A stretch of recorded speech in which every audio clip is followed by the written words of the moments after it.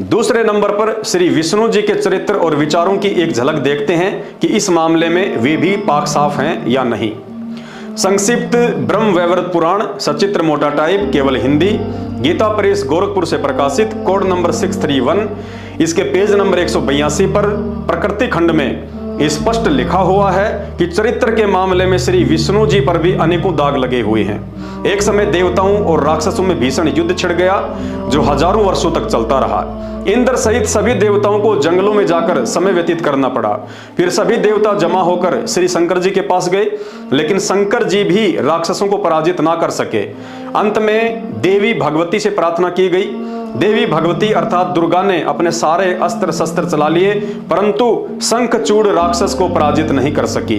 अंत में देवी ने पाशुपतास्त्र का प्रयोग करना चाहा तो ब्रह्म की आकाशवाणी हुई कि इस भयंकर राक्षस शंखचूड़ को उस समय तक नहीं मारा जा सकता है जब तक कि इसकी पतिव्रता पत्नी तुलसी का पतिव्रता धर्म ना तोड़ा जाए।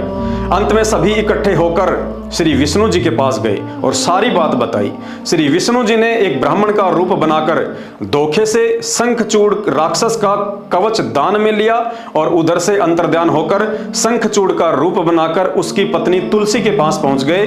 तुलसी ने अपना पति समझकर उसे संभोग के लिए समर्पण कर दिया।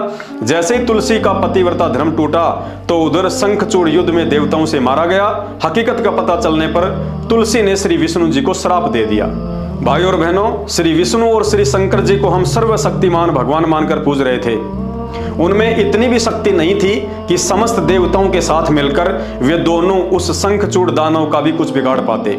उस कार्य के लिए भी श्री विष्णु जी को धोखाधड़ी करते हुए एक चरित्रहीन व्यक्ति की भूमिका निभाकर अपने दामन पर दाग लगाने पड़े। सोचिए, जब उनकी पत्नी श्री लक्ष्मी जी को इस बात का पता चला होगा तो घर में कितने दिनों तक झगड़ा रहा होगा।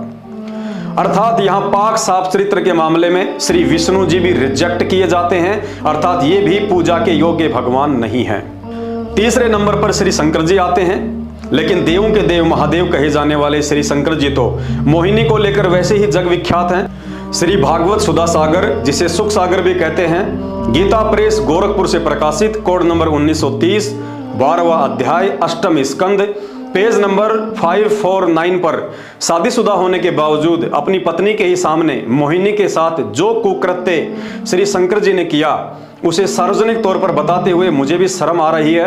अतः पेज नंबर और अध्याय आपको बता दिया है, कभी भी एकांत में पढ़ लेना।